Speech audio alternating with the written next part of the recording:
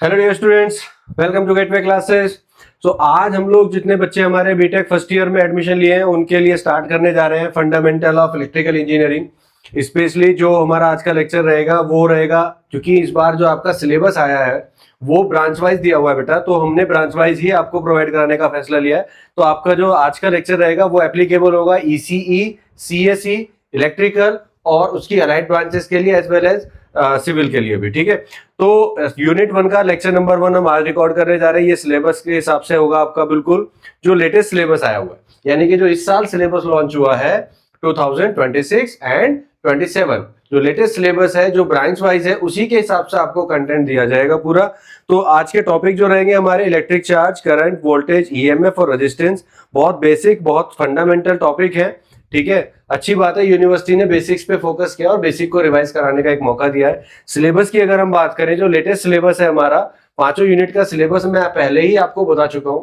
आज का जो सिलेबस है यूनिट 1 का जिसपे हम आज पढ़ेंगे वो रहेगा basic electrical quantities and DC circuits. तो क्वांटिटीज में क्या क्या पढ़ना है, इलेक्ट्रिक चार्ज क्या होता है, करंट क्या होती है, वोल्टेज क्या है, ईएमएफ क्या है, रेजिस्टेंस क्या है, ओम्स लॉ क्या होता है, रेजिस्टेंस और सीरीज और पैरेलल में हम कैसे कनेक्ट करते हैं, ये सारे टॉपिक मैं आज कवर करूंगा।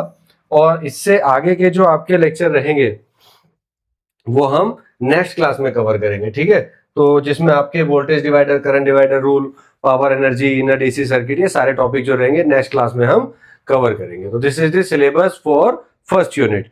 और एक इन्फॉर्मेशन मैं आपको दे दूं बच्चों कि जो भी बच्चे एप्लीकेशन में कोर्स को एनरोल कराते हैं उनको कोर्स ब्रांच वाइज मिलेगा इस बार से, क्योंकि सिलेबस भी स्ट्रीम वाइज आया है। तो स्ट्रीम वाइज आपको सिलेबस मिलेगा।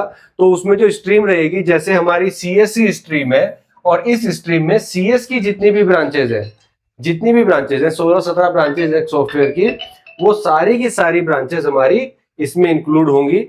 ठीक है, तो वो अपने लिए ले सकते हैं। उसके बाद से जो भी कंटेंट उनको मिलेगा उन्हीं की ब्रांच के हिसाब से मिलेगा, जैसा भी रहेगा टोटल। ठीक है, इसके अलावा डबल ई ब्रांच में जितनी भी 5-6 ब्रांच है या 4-5 ब्रांच जो भी है उनकी अलाइड ब्रांचेस, उन सभी के लिए अलग ग्रुप है, तो वो भी स्ट्रीम वाइज आपको मिलेगा। उसी के अलावा ईसीई ब्रांच वालों को उनके हिसाब से मिलेगा। तो जितने भी अलाइड ब्रांचेस हैं ईसी की, वो अपने लिए एनरोल करा सकते हैं। तो ध्यान से इस बार बैच जो आप लेंगे उस बैच को ध्यान से एनरोल कराना है कि किस आपकी ब्रांच क्या है और कौन सा बैच आपके लिए सही है। ठीक है, सिविल के लिए भी आपको इसी तरह से सब्जेक्ट दिया जाएगा। ठीक है, तो आपके जो एप्लीकेशन होगी ब्रांच वाइज सिलेबस मिलेगा सबको, कोई डिस्ट्रैक्शन वहां पे आपको रहेगा नहीं, कोई ऐड वगैरह कुछ नहीं आते हैं। ठीक है, तो आपको बिल्कुल परफेक्टली और आप ही की ब्रांच के हिसाब से बिल्कुल क्या आपको पढ़ना है, क्या आपको कितना पढ़ना है, वो सारी चीजें डिटेल में आपको बताई जाएंगी। ठीक है, तो सारे कोर्स अवेलेबल होंगे।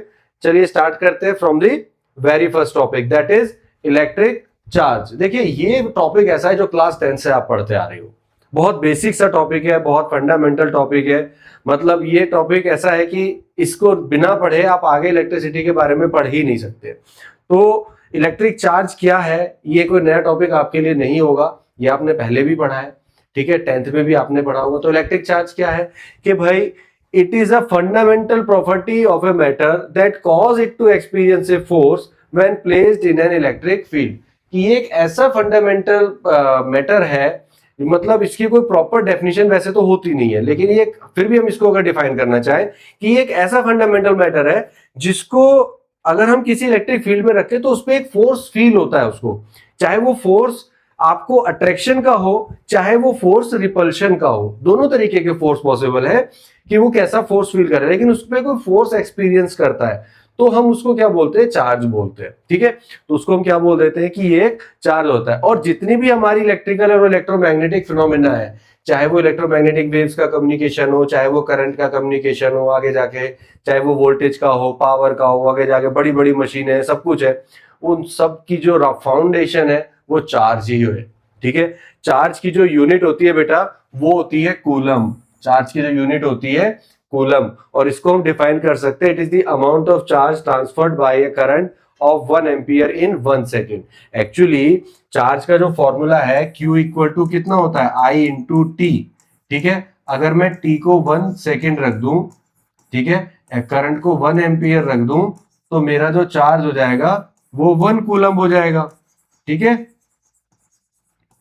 अब मैं क्या कह सकता हूं कि 1 कूलम चार्ज मेरा क्या होता है कि अगर मैं 1 एम्पियर की करंट को 1 सेकंड तक फ्लो कराऊं तो जो चार्ज होगा वो मेरा 1 कूलम कहलाएगा। तो ये कूलम की डेफिनेशन हो जाती है। ठीक है, क्वांटाइजेशन ऑफ चार्ज ये भी आपने पढ़ा होगा। क्वांटाइजेशन का मतलब क्या है कि जो चार्ज होता है ना, जैसे मैंने बोल दिया कि सपोज मान लीजिए कि ये कोई बॉडी है और इस एक बॉडी पे जो चार्ज है वो सपोज 10 माइक्रो कूलम का है। ठीक है, तो इसका मतलब ये बिल्कुल नहीं है कि ये जो 10 कूलम का चार्ज है ये किसी पर्टिकुलर जगह पे रखा होगा कि मान लीजिए ये यहां रखा है या यहां रखा है, ऐसा नहीं होता है। चार्ज जो होता है ना वो क्वांटाइज्ड फॉर्म में अवेलेबल होता है। क्वांटाइज मतलब पार्टिकल्स की फॉर्म में अवेलेबल होता है। कैसे कि वो डिस्ट्रीब्यूटेड हो जाता है पूरी बॉडी पे। ठीक, तो अगर ये 10 कूलम का चार्ज है तो ऐसा नहीं है कि वो इस पे होगा, वो सारी बॉडी पे होगा। ठीक है, इस तरह से वो फैला हुआ होगा सरफेस पे, इस तरह से। ये अब तो इसको हम कैसे डिफाइन करेंगे, Q equal to n into n क्या है नंबर और E क्या है चार्ज ऑन 1 इलेक्ट्रॉन। यानी कि इस पूरी बॉडी पे इलेक्ट्रॉन्स आपके फैले हुए हैं और 1 इलेक्ट्रॉन का चार्ज हमें पता होता है। तो अगर हमें ये पता चल जाए कि कितने इलेक्ट्रॉन्स इस पे अवेलेबल है, इस बॉडी पे कितने नंबर ऑफ इलेक्ट्रॉन्स है, तो नंबर को मैं इलेक्ट्रॉन के चार्ज से मल्टीप्लाई करूंगा, तब मुझे टोटल चार्ज मिलेगा। तो जो टोटल चार्ज होता है वो ऐसा नहीं है कि किसी एक पर्टिकुलर जगह पे अवेलेबल है, वो टोटल चार्ज जो है वो क्वांटाइज्ड फॉर्म में अवेलेबल है, वो नंबर ऑफ इलेक्ट्रॉन्स के फॉर्म में अवेलेबल है। तो हम ये बता सकते हैं कि जो टोटल चार्ज Q होता है वो N इंटू E होता है, जहां पे N हो जाता है नंबर ऑफ इलेक्ट्रॉन और E हो जाता है आपका charge on 1 electron, that is 1.6 into 10⁻⁻19 coulomb. तो 1 इलेक्ट्रॉन का चार्ज हमें पता है, नंबर ऑफ इलेक्ट्रॉन्स अगर हमें निकालने हैं तो हम इसके हमसे निकाल सकते हैं। तो ये कहलाता है क्वांटाइजेशन ऑफ चार्ज, कि हमारा चार्ज एक कोई सिंगल पॉइंट यूनिट चार्ज नहीं है, वो नंबर ऑफ इलेक्ट्रॉन्स हैं जो हमारे ग्रुप में अवेलेबल है, उनकी हेल्प से हम उसको डिफाइन कर सकते हैं। तो Q equal to n e होता है। की रूल ऑफ चार्ज की बात करें, चार्ज हमारे दो तरीके के हो सकते हैं, पॉजिटिव चार्ज और नेगेटिव चार्ज। पॉजिटिव चार्ज जैसे हमारा प्रोटॉन पर होता है, नेगेटिव चार्ज जैसा हमारा इलेक्ट्रॉन पे होता है। ठीक है, अगर हमारे पास दो सिमिलर चार्ज है, यानी कि दोनों पॉजिटिव है दोनों नेगेटिव है, तो similar charge always repel each other.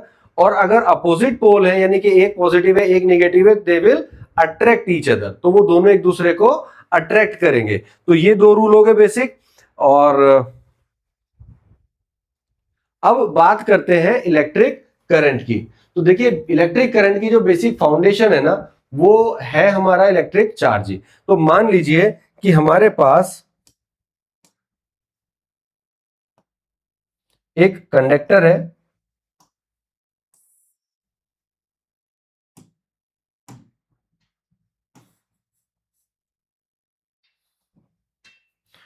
ठीक है,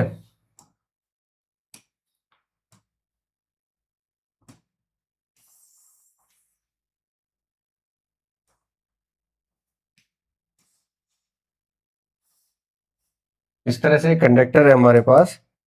और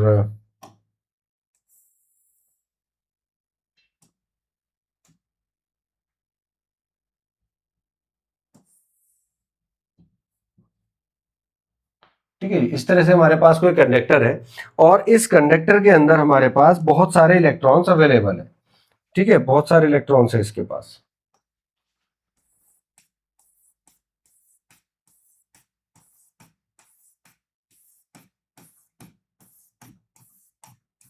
इसके पास इलेक्ट्रॉन्स है, कंडक्टर है, तो कंडक्टर में आपने वो कॉन्सेप्ट पढ़ा होगा ना फ्री इलेक्ट्रॉन्स वाला, कि फ्री इलेक्ट्रॉन्स अवेलेबल हो जाते हैं। फ्री इलेक्ट्रॉन क्या होते हैं, जब भी कोई कंडक्टर मटेरियल होता है, मेटल होती है, तो जैसे हम उसको एनर्जी देते हैं उसके आउटर मोस्ट ऑर्बिट में जो इलेक्ट्रॉन्स होते हैं वो एनर्जी लेके ऑर्बिट को छोड़ देते हैं और मूव करने लगते हैं। तो वो मूवेबल जो इलेक्ट्रॉन्स होते हैं उसी को हम फ्री इलेक्ट्रॉन्स बोलते हैं।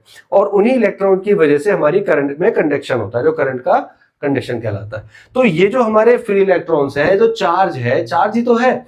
जब भी हम इस पे कोई एक्सटर्नल फोर्स लगाते हैं, एक्सटर्नल फोर्स कौन लगाएगा, बैटरी लगाएगी। एक्सटर्नल फोर्स कौन लगाएगा, कोई बैटरी लगाएगी, कोई सेल लगाएगा। तो जैसे ही मैं इस पे एक ईएमएफ क्रिएट करता हूं या कोई वोल्टेज लगाता हूं या फिर कोई फोर्स क्रिएट करता हूं, ठीक है, या फील्ड क्रिएट करता हूं, तो मान लीजिए ये पॉजिटिव है तो यहां पर पॉजिटिव टर्मिनल है तो ये पॉजिटिव आ जाएगा, इधर की तरफ निगेटिव है तो ये निगेटिव आ जाएगा। ठीक है, तो उससे क्या होगा कि ये पॉजिटिव तो निगेटिव को अपनी तरफ अट्रैक्ट करेगा और ये निगेटिव इसको रिपेल करेगा, यानी कि ये सारे इलेक्ट्रॉन्स जो है ये एक ही डायरेक्शन में अलाइन हो जाएंगे, इस तरह से ये अलाइन हो जाएंगे, मूव करना शुरू कर देंगे। ठीक है, ये मूव करना शुरू कर देंगे इस डायरेक्शन में। ठीक है, क्योंकि दोनों में फोर्स तो सेम लग रहा है ना, ये इनको दूर भगा रहा है और पॉजिटिव वाला इनको अपनी तरफ अट्रैक्ट कर रहा है, यानी कि इलेक्ट्रॉन्स के तो मूव करने की डायरेक्शन एक ही हो गई। तो हमारे जो इलेक्ट्रॉन्स हैं वो हमारे इस तरह से मूव करना शुरू कर देंगे। ये तो डायरेक्शन होगी इलेक्ट्रॉन के मूव करने की। तो this is the direction of movement of electron, flow of electron. ठीक है, लेकिन जो करंट होती है वो इसके अपोजिट डायरेक्शन में मानी जाती है। तो करंट की जो डायरेक्शन होगी वो इसके अपोजिट डायरेक्शन में होगी। This is the direction of current.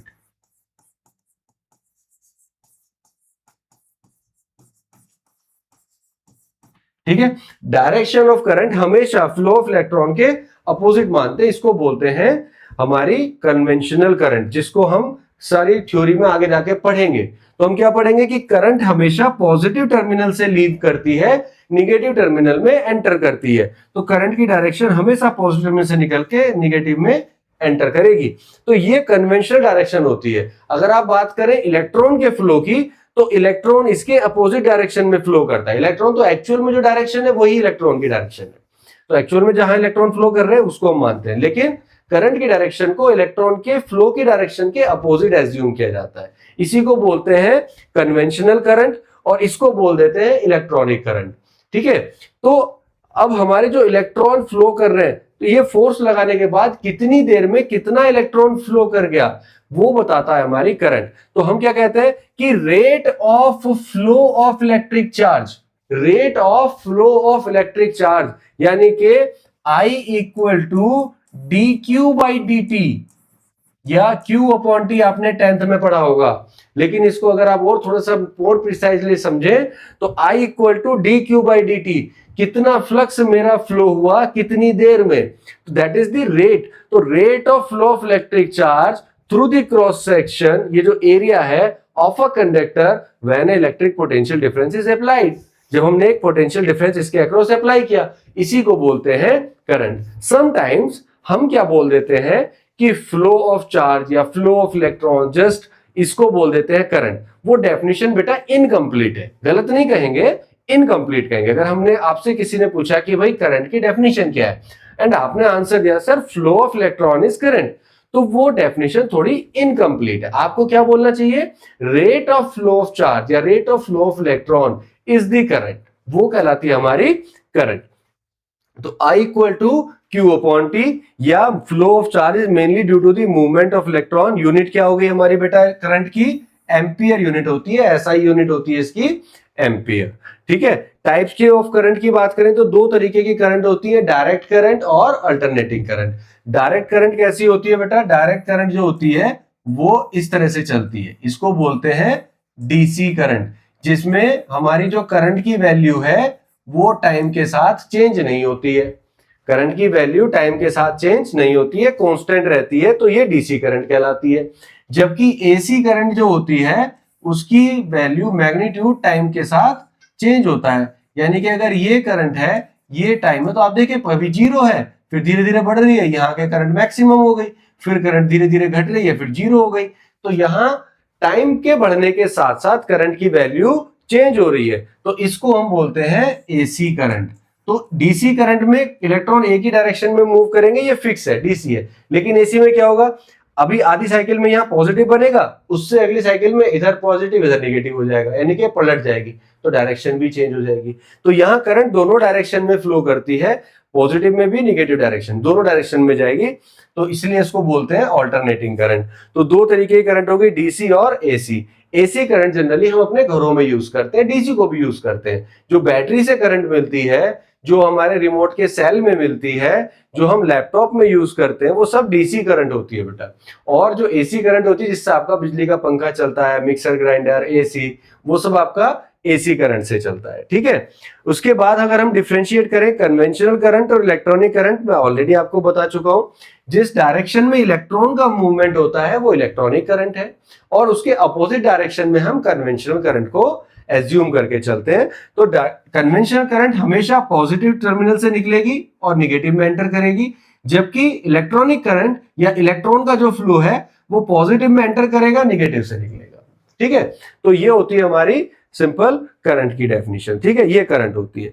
अब इसके बाद बात करते हैं इलेक्ट्रिक पोटेंशियल, और सबसे ज्यादा बच्चों को कंफ्यूजन ये होता है क्योंकि यहाँ एक ही चीज है लेकिन टर्म्स बहुत सारी हैं कि भाई पोटेंशियल क्या होता है, हमारा पोटेंशियल डिफरेंस क्या होता है, वोल्टेज क्या होता है, ईएमएफ क्या होता है, वोल्टेज डिफरेंस क्या होता है, ये सब की यूनिट वोल्ट है, और इन सब में डिफरेंस क्या है वही पे बच्चा थोड़ा सा कंफ्यूज रहता है, हालांकि काफी हद तक ये सब चीजें सिमिलर है। तो सबसे पहले हम बात करते हैं इलेक्ट्रिक पोटेंशियल की। एक जनरलाइज्ड बात कर लेते हैं कि वो मान लीजिए इलेक्ट्रिक चार्ज है, और वो चार्ज क्या है, फील्ड क्रिएट कर रहा है। इलेक्ट्रिक चार्ज अपना एक फील्ड क्रिएट कर रहा है, ठीक है, अपने चारों तरफ।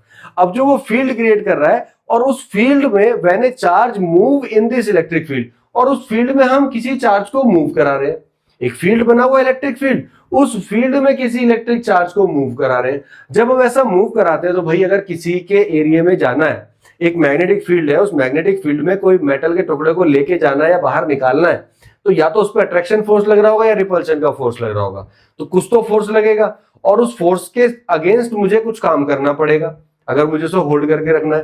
तो जो वर्क हमने किया वही वर्क जो है कॉन्सेप्ट होता है हमारा इलेक्ट्रिक पोटेंशियल का, पोटेंशियल डिफरेंस का, वही वर्क बताता है। तो work done per unit charge is the potential, कि हमने किसी चार्ज को एक फील्ड में मूव कराने में जो वर्क करना पड़ा, दैट इज द पोटेंशियल, कि हमें कितनी ताकत लगानी पड़ी। तो अगर मैं इसकी प्रॉपर डेफिनेशन आपको बताऊं,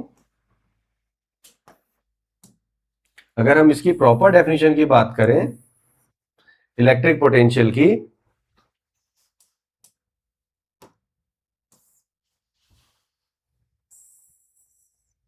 इलेक्ट्रिक पोटेंशियल की प्रॉपर डेफिनेशन की बात करें तो क्या है कि at a point is the work done in bringing a unit positive charge from infinity to that point. Infinity से, कहीं से हम एक चार्ज को उठा के ला रहे हैं और किसी पॉइंट तक लेके आ रहे हैं, तो कुछ तो काम करना पड़ेगा, एक पॉइंट को मूव कराना है, एक चार्ज को मूव कराना है, कहीं से लेके आए इंफिनिटी से और किसी पर्टिकुलर पॉइंट तक लेके आए। तो जो वर्क हमने किया, जो चार्ज को मूव कराने में वर्क किया पर unit charge is the potential, तो ये कहलाएगा हमारा potential, and the unit is potential is volt, ठीक है। अब नेक्स्ट आ जाता है पोटेंशियल डिफरेंस। डिफरेंस का मतलब दो पॉइंट, कि दो पॉइंट, एक पॉइंट पे कुछ पोटेंशियल हमने कैलकुलेट किया, फिर दूसरे पे किया, उन दोनों के बीच का difference is the potential difference. या हम इसको ऐसे कहें कि एक यूनिट चार्ज को मैं ए पॉइंट से उठा के बी पॉइंट तक लेके जा रहा हूं, तो जब पहले ए पॉइंट तक लाए तो वहां पे पोटेंशियल ए पॉइंट का आया, सपोज वी ए, और जब उसको उठा के बी पे ले गए तो उसका पोटेंशियल बी पे आया। तो इनके बीच का जो डिफरेंस है, या जो इनको दो पॉइंट के बीच में ले जाने में जो वर्क करना पड़ा, that work done per unit charge is the potential difference. तो हमने क्या कहा, potential difference between two point is the work done in moving a unit positive charge from one point to another. तो ये हो जाएगा VAB equal to VA minus VB equal to WAB upon Q। W क्या है यहां पर हमारा, work done per unit charge, ठीक है। अब अगर हमारा कह रहे हैं कि भाई A से B जा रहे हैं तो एनर्जी डिक्रीज होगी अगर VA बड़ा होगा, अगर ये बड़ा होगा तो एनर्जी डिक्रीज होगी, और अगर VB बड़ा होगा तो एनर्जी इंक्रीज होगी, ठीक है। तो ये चीज, हालांकि इसका कोई इतना बहुत ज्यादा रोल नहीं है आपको। आगे बात करते हैं वोल्टेज की।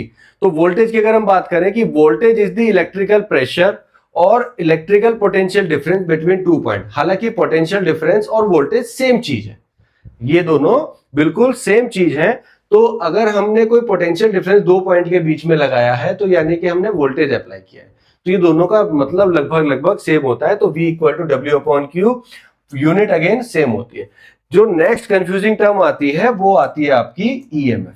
EMF क्या होता है, इलेक्ट्रोमोटिव फोर्स। अब हम इसको कई बार ऐसे समझते हैं, a force that is required for the motion of electron, एक ऐसा फोर्स जिससे इलेक्ट्रॉन मूव कर पाए, लेकिन फोर्स की यूनिट होती है न्यूटन। तो ये फोर्स नहीं है, असल में होता क्या है कि जब हमने एक बैटरी लगाई तो उस बैटरी ने एक फील्ड क्रिएट किया, उस बैटरी ने एक इलेक्ट्रिक फील्ड क्रिएट किया, और उस फील्ड की वजह से एक फोर्स जनरेट हुआ, यानी कि ये एक ऐसा इलेक्ट्रिक फील्ड है जिसकी वजह से फोर्स जनरेट हुआ। इलेक्ट्रिक फील्ड जैसे ही आपने लगाया उसकी वजह से एक फोर्स जनरेट हुआ और उस फोर्स ने इलेक्ट्रॉन्स को मूव करा दिया। तो ये तो एक सोर्स है जो इलेक्ट्रॉन्स को मूव करा रहा है, जिसको हम बैटरी। जबकि पोटेंशियल डिफरेंस और वोल्टेज ये किसी एलिमेंट के अक्रॉस भी आ सकते हैं, ड्रॉप की फॉर्म में भी हो सकते हैं, लेकिन ईएमएफ केवल आपको सोर्स से मिलेगा, बैटरी से मिलेगा। ठीक है, तो ईएमएफ क्या हो गया? It is the driving potential difference that cause the motion of electron in the circuit, जिसकी वजह से इलेक्ट्रॉन मूव करते हैं, ये वो कॉज है। ठीक है, electron motion is caused by the electric force produced by electric field.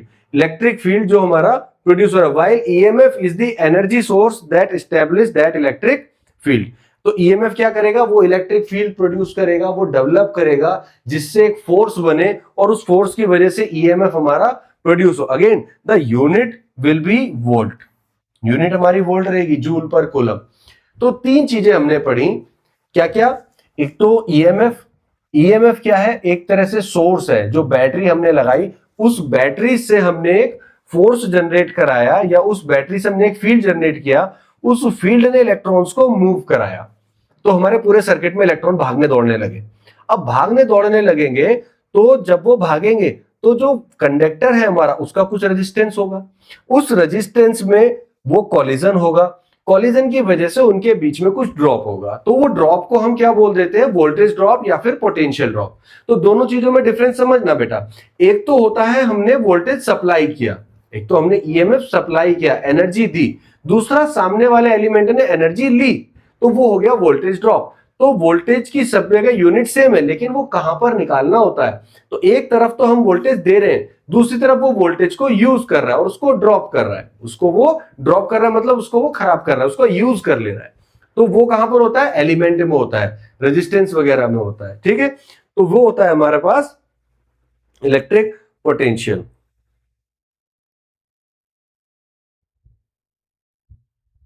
Next आ जाता है हमारे पास ओम्स लॉ। नेक्स्ट आ जाता है हमारे पास बेटा ओम्स लॉ।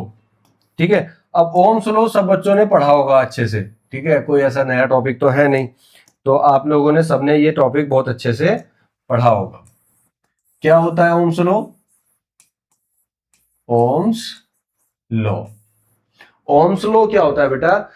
कि ये एक रिलेशन बताता है, ये बताता है कि if all the physical conditions are same, physical conditions क्या होगी? जैसे टेम्परेचर है, प्रेशर है, ये सब चीजें अगर सेम है, इनको कांस्टेंट मान लिया जाए कि इनमें कोई चेंज नहीं हो रहा है, कि एक एनवायरनमेंट है वो बिल्कुल फिक्स है, कोई चेंज नहीं है वहां टेम्परेचर में, कोई चेंज नहीं है वहां प्रेशर में, इस तरह की चीजें जो है वो बिल्कुल कांस्टेंट है। तो अगर वहां पर ये चीजें कांस्टेंट मान ली जाए, हमने ये मान लिया कि जस्ट जहां पर हम खड़े हैं वहां की चीजों की सिचुएशन में कोई चेंज नहीं आने वाला, all physical conditions are same, तो अगर उस रेफरेंस में हम बात करें तो हम ये कह सकते हैं कि जी जो करंट हमारी किसी कंडक्टर में फ्लो कर रही है, मान लीजिए कि ये एक कंडक्टर है, ठीक है, इस कंडक्टर में जो करंट फ्लो कर रही है आई, ठीक है, और यहां पर जो मैं ईएमएफ लगा रहा हूं या वोल्टेज लगा रहा हूं, कि सपोज ये वी लगाया, तो ये जो करंट फ्लो कर रही है इसके डायरेक्टली प्रोपोर्शनल है, यानी कि अगर ये वोल्टेज को मैं चेंज कराऊंगा तो इस करंट में भी चेंज आएगा। तो ये चीज कब एप्लीकेबल कब है, ये समझना बहुत जरूरी है कि if all the physical conditions are same, यानी कि कोई टेम्परेचर में चेंज नहीं कर रहे, कोई प्रेशर में चेंज नहीं कर रहे, conditions will remain same, temperature भी कांस्टेंट है, तो हमारे जो करंट है वो वोल्टेज के डायरेक्टली प्रोपोर्शनल होती है। This is the Ohm's law. कभी भी ये नहीं बोलना V equal to I R, V equal to I R Ohm's law नहीं बताया, उन्होंने बताया कि जो करंट है वो वोल्टेज के डायरेक्टली प्रोपोर्शनल है, अगर वोल्टेज बढ़ेगा तो करंट भी बढ़ेगी, वोल्टेज घटेगा तो करंट भी घटेगी। ठीक है, तो V is directly proportional to I या V equal to I R, this is the Ohm's law. अब अगर मैं इसकी कैरेक्टरिस्टिक ड्रॉ करूं तो इसकी कैरेक्टरिस्टिक हम बना सकते हैं कुछ इस तरह से। सपोज इधर मैंने दिखाया वोल्टेज, इधर हमने दिखाई करंट, तो हम कह रहे हैं कि जैसे जैसे वोल्टेज बढ़ेगा वैसे वैसे मेरी करंट भी बढ़ेगी। तो this is the VI characteristic of Ohm's law, this is VI characteristic. ठीक है, अब यहां जो ये R आया, तो ये R क्या है? Here R is the where R क्या है? Proportionality constant.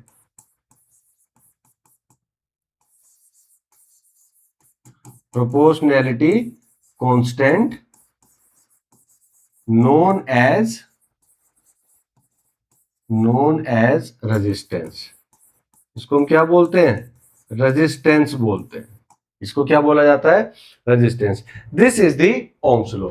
ये हमारी कैरेक्टरिस्टिक होती है। तो ये सब चीजें आपने 10th में पढ़ी हुई है, उसी का रिवीजन आपको करना है और कुछ नहीं है। ठीक है, तो ये हो जाएगा आपका Ohm's law. V equals to I R. R क्या है? हमारा प्रोपोर्शनलिटी कांस्टेंट, जिसको हम रेजिस्टेंस बोलते हैं। अब रेजिस्टेंस क्या होता है उसकी बात कर लेते हैं। तो यहां मैं इसको आपको डिटेल में समझाता हूं, रेजिस्टेंस क्या होता है।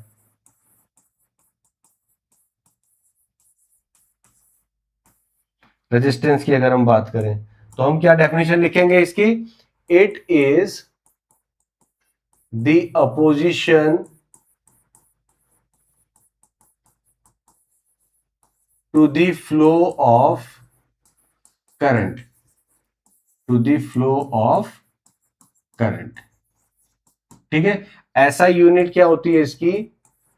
ऐसा यूनिट होती है इसकी ओम। ठीक है, सिंबल कैसे बनाते हैं? ऐसे बनाते हैं।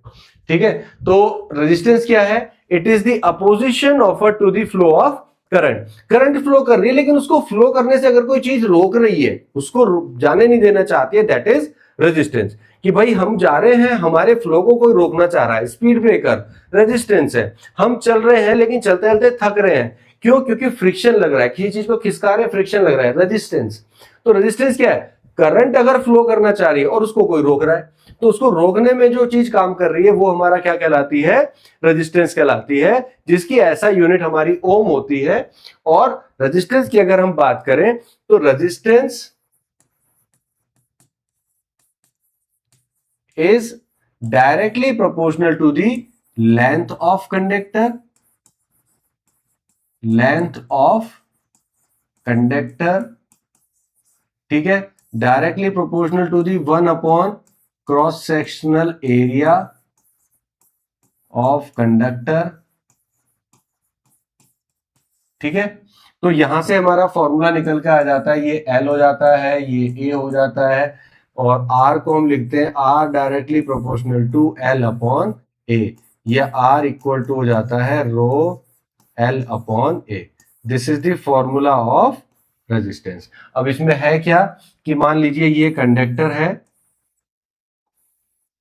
ठीक है, तो ये तो हो गई इसकी लेंथ, और ये जो हो गया इसका, ये हो गया क्रॉस सेक्शनल एरिया। और रो क्या हो जाता है? Rho is the resistivity of material. Resistivity of material मतलब कि जो मटेरियल किस चीज का बना है। कॉपर का है तो रेजिस्टिविटी अलग होगी, आयरन का है तो अलग होगी, एल्यूमिनियम है तो अलग होगी, कोई और मेटल है तो अलग होगी। हर किसी मेटल की रेजिस्टिविटी अलग होती है, तो रेजिस्टिविटी इज कांस्टेंट। तो आर इक्वल टू हो गया रो एल अपॉन ए। ये फॉर्मूला हो जाएगा बेटा हमारे पास रेजिस्टेंस का। ठीक है, तो आई थिंक रेजिस्टेंस क्लियर हो गया बिल्कुल कि रेजिस्टेंस का फॉर्मूला क्या होता है। अगर लेंथ बढ़ेगी तो रेजिस्टेंस बढ़ेगा, लेंथ घटेगी तो रेजिस्टेंस घटेगा, एरिया बढ़ेगा तो लेंथ, एरिया का मतलब क्या है कि अगर क्रॉस सेक्शनल एरिया बढ़ रहा है, इसका मतलब थिकनेस बढ़ रही है। थिकनेस बढ़ रही है तो रेजिस्टेंस कम होगा। तो जितनी मोटी वायर होगी रेजिस्टेंस उतना ही कम होगा, जितनी पतली वायर होगी रेजिस्टेंस उतना ही ज्यादा होगा। ठीक है, तो ये तो आ गया रिलेशन। अब अगर मैं बात करूं कि dependency on resistance, effect of temperature, effect of temperature on resistance, resistance. ठीक है, तो let R T equal to resistance at temperature T. ठीक है, R not is equal to resistance at 0 degree Celsius. Alpha हो जाता है बेटा temperature coefficient. ठीक है, और टी को हम ले लेंगे टेम्परेचर। ठीक है, तो जो हमारा रेजिस्टेंस अगर हमें निकालना है कि resistance at any temperature, T अगर मुझे निकालना है तो इसका जो रिलेशन होता है R T equal to R not 1 plus alpha into T, ये हो जाता है मेरा रेजिस्टेंस। यानी कि अगर मुझे किसी टेम्परेचर पे रेजिस्टेंस निकालना है तो R not into 1 plus alpha into T, इस फॉर्मूले से मैं वो रेजिस्टेंस निकाल सकता हूं। ठीक है, इस फॉर्मूले से वो रेजिस्टेंस हम निकाल सकते हैं। ठीक है, तो आर टी इक्वल टू हो गया आर नॉट, तो ये हमारा फॉर्मूला आ गया रेजिस्टेंस पे टेम्परेचर का क्या इफेक्ट होता है, यानी कि अगर टेम्परेचर बढ़ेगा या घटेगा तो रेजिस्टेंस की वैल्यू भी हमारी चेंज होगी। तो कभी कभी पूछ लेता है कि इफेक्ट ऑफ रेजिस्टेंस क्या होगा। और देखो बिल्कुल नया सिलेबस है और ये सारी चीजें पहली बार डाली हैं, तो ये कहना थोड़ा मुश्किल है कि कितना आएगा, लेकिन ये चूंकि 11th और ये सॉरी तुम्हारा 10th और 12th का बेसिक है, तो कुछ भी आ जाए यहां से हम कर सकते हैं। इस पर हम कुछ न्यूमेरिकल प्रैक्टिस भी कराएंगे आपको, ठीक है, वो कोई दिक्कत नहीं है। लेकिन पहले हम जो थ्योरी है उसको समझ लेते हैं कि थ्योरी में क्या क्या चीजें हैं। अब इस पे बेस बहुत से क्वेश्चन आपने 10th में भी किए होंगे कि एक वायर है उसको स्ट्रेच करते हैं, स्ट्रेच करके लेंथ को डबल कर देते हैं तो रेजिस्टेंस पे क्या फर्क पड़ेगा। तो सीधी सी बात है, अगर लेंथ की डबल हो जाएगी तो एरिया आधा हो जाएगा। ठीक है, तो रेजिस्टेंस पे कितना इफेक्ट पड़ेगा वो हम निकाल सकते हैं। तो इस तरह के क्वेश्चन हम लोग करेंगे। फिलहाल दिस इज द रेजिस्टेंस। अब इसके बाद आते हैं रेजिस्टेंस के connection.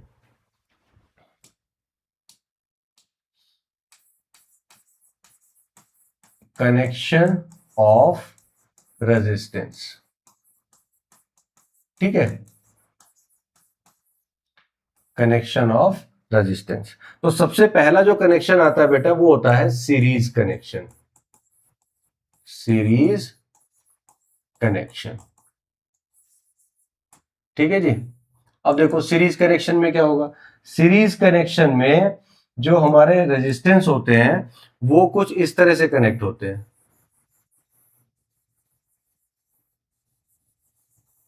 R1, R2 and R3, ठीक है। और इस रेजिस्टेंस में जो करंट जाती है वो I ऐसे जाती है, ठीक है, इस तरह से। अब अगर मान लीजिए इन रेजिस्टेंस के अक्रॉस एक वोल्टेज अप्लाई किया जाए V, कॉम्बिनेशन के अक्रॉस, तो ये V इन सब में डिवाइड हो जाता है। तो ये हो जाता है इधर V1, इधर हो जाता है V2, इधर हो जाता है V3, ठीक है। तो ये रेजिस्टेंस आपके इस तरह से सीरीज में कनेक्टेड है, ठीक है, सीरीज कनेक्शन। ये क्या हो गया हमारा सीरीज कनेक्शन। अब सीरीज कनेक्शन में आपको क्या चीज देखनी है, सबसे पहले आपको समझना है कि करंट इज सेम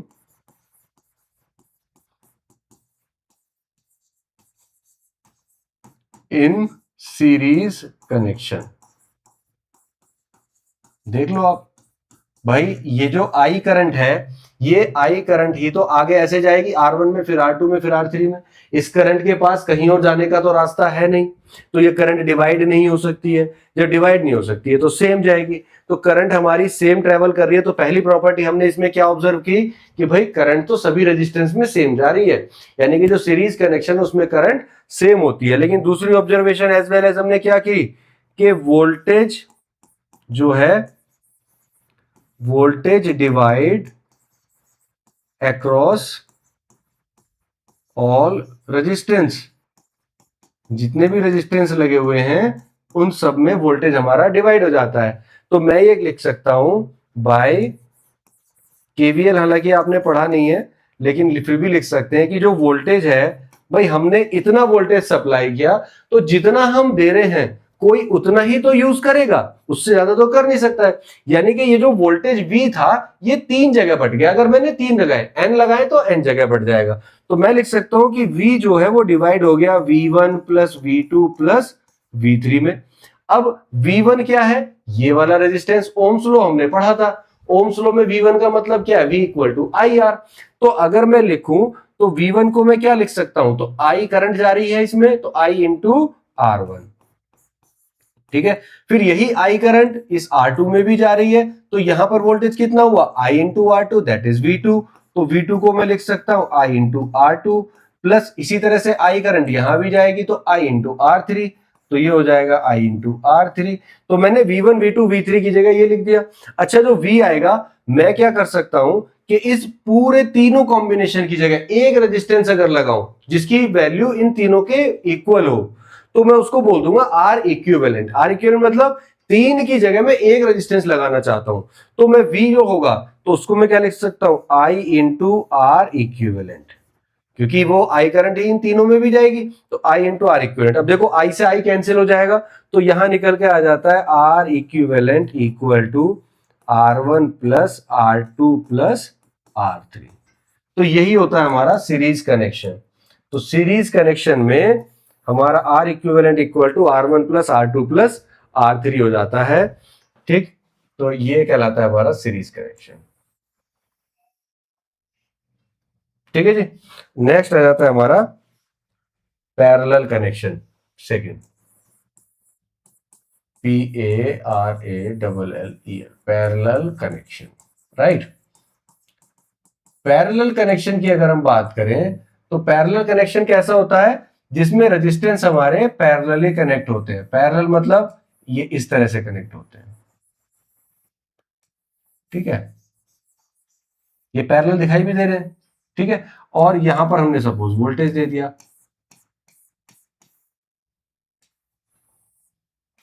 ठीक है, तो ये V हो गया। अब देखो इससे अगर करंट आई जा रही है तो ये आई करंट ऐसे चली, और यहां आने के बाद इस आई के लिए तीन रास्ते अवेलेबल है, यानी कि तीन जगह ये करंट बट सकती है। तो मैंने क्या कहा, इस करंट को बोल दिया I1, इसको मैंने नाम दे दिया I2, और इसको हमने नाम दे दिया I3। दो करंट डिवाइड हो गई। तो सबसे पहला हमने क्या लिखा कि करंट डिवाइड, दिख रहा है ना, जो चीज दिख रही है उसको लिखने में क्या जा रहा है, current divide in parallel connection, ठीक है। करंट हमारी पैरेलल में डिवाइड हो रही है, ये चीज तो हमें दिखाई दे रही है। फिर जब करंट डिवाइड हो रही है तो मान लीजिए इसकी वैल्यू R1 है, इसकी R2 है, इसकी R3 है। अब R1 अलग है, R2 अलग है, R3 अलग है, लेकिन ये करंट इस तरह से डिवाइड होती है कि जो इनका प्रोडक्ट आएगा I1 R1, I2 R2, I3 R3, इन सब की वैल्यू बराबर आती है, यानी कि वोल्टेज जो है वो बिल्कुल सेम रहेगा। तो ये V हमने इसको भी दिया, और पैरेलल में इसको भी गया, पैरेलल में इसको भी गया। तो यहां हमारा जो वोल्टेज है ना, वो सबके अक्रॉस कितना रहेगा, V रहेगा। सबके अक्रॉस कितना वोल्टेज आ जाएगा, V आ जाएगा।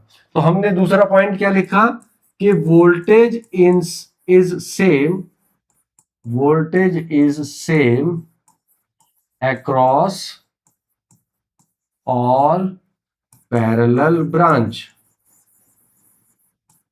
पैरेलल ब्रांच, ठीक है। वोल्टेज सेम होता है। दो चीजें हमें ध्यान रखनी है सीरीज में और पैरेलल में। सीरीज में करंट सेम होती है, पैरेलल में वोल्टेज सेम होता है। सीरीज में वोल्टेज डिवाइड होता है, पैरेलल में करंट डिवाइड होता है। तो जो चीज डिवाइड हो रही है उसी को हम यूज कर लेते हैं। तो यूजिंग केसीएल। अब मुझे ये बताओ कि ये जो करंट आई थी, ये आई करंट ही तो तीन जगह डिवाइड हुई है बेटा, इस आई में तो डिवीजन हुआ है, ये आई करंट ही तो तीन जगह गई है।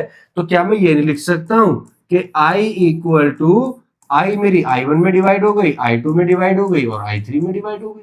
तो करंट मेरी तीन जगह डिवाइड हो गई इस पर्टिकुलर सर्किट में।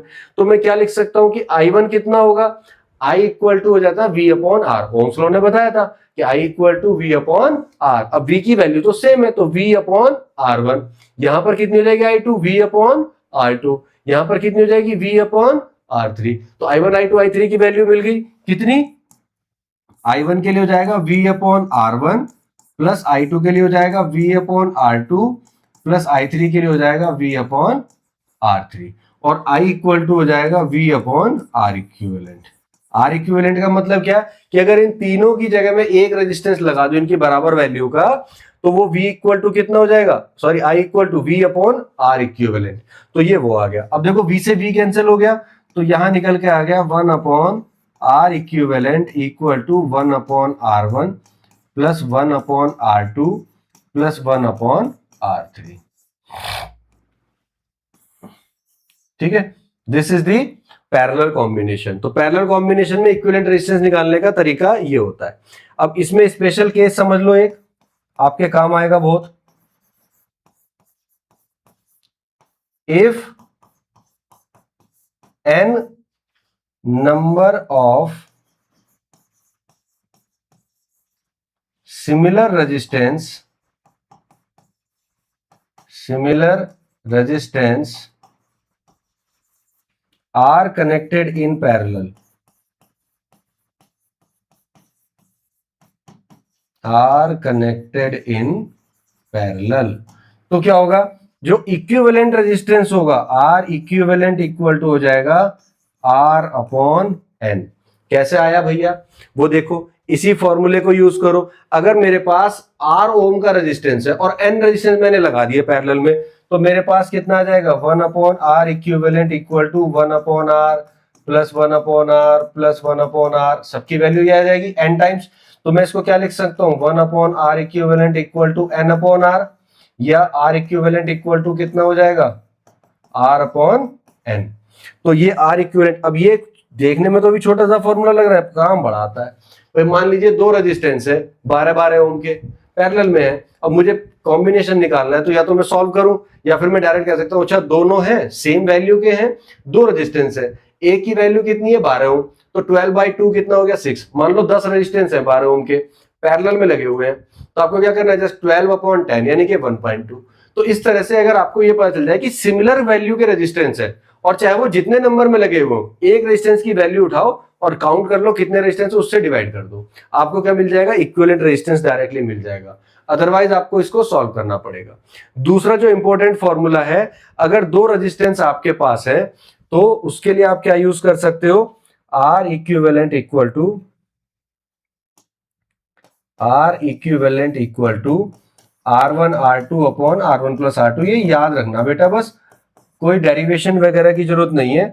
अगर दो रेजिस्टेंस है तो आप R1 R2 दोनों की मल्टीप्लाई करो, दोनों को डिवाइड करना उनके सम से, तो यहां पर भी आर इक्विवेलेंट निकल जाता है जब दो रेजिस्टेंस आपके पैरेलल में दिए हुए हो।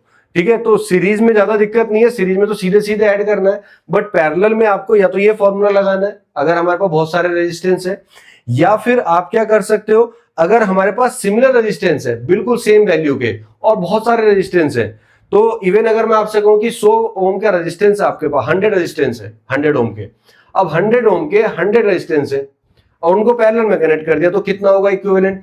तो ऐसे थोड़ी करोगे 1/100 प्लस 1/100 100 टाइम्स करते चले जाओ। आपको सिंपल क्या करना है, पहले एक रेजिस्टेंस की वैल्यू कितनी है 100, ऊपर लिख लिया, डिवाइड बाय कितने रेजिस्टेंस है, अगेन 100, तो 100 डिवाइड बाय 100 इक्वल टू 1 ओम, यानी कि इक्विवेलेंट रेजिस्टेंस कितना आ जाएगा मेरा, 1 ओम आ जाएगा।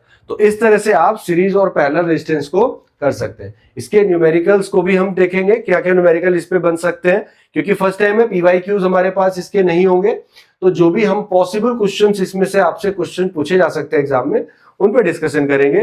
पीवाईक्यूज यहाँ पर पॉसिबल नहीं है क्योंकि ये फर्स्ट टाइम इंट्रोड्यूस हुआ है, राइट।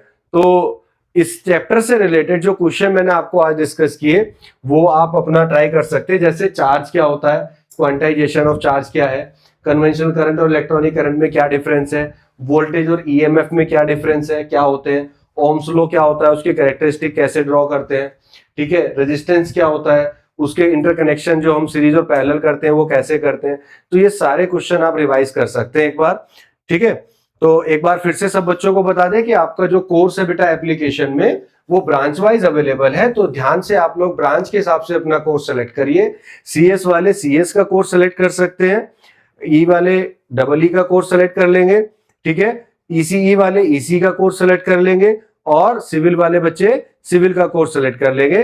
तो ये सारा आपको जो लेटेस्ट सिलेबस है 26-27 का, जो कि स्ट्रीम वाइज आया हुआ है, तो स्ट्रीम वाइज कंटेंट आपको दिया जाएगा ताकि आपको कोई प्रॉब्लम ना आए। तो आप लोग अपना कोर्स एनरोल करा सकते हैं एज सून एज, जैसे भी आपको मौका मिलता है जितना जल्दी से आप उसको एनरोल कराएं और अपनी पढ़ाई को स्टार्ट कर दीजिए, ठीक है। मिलते हैं नेक्स्ट क्लास में बेटा, थैंक यू वेरी मच।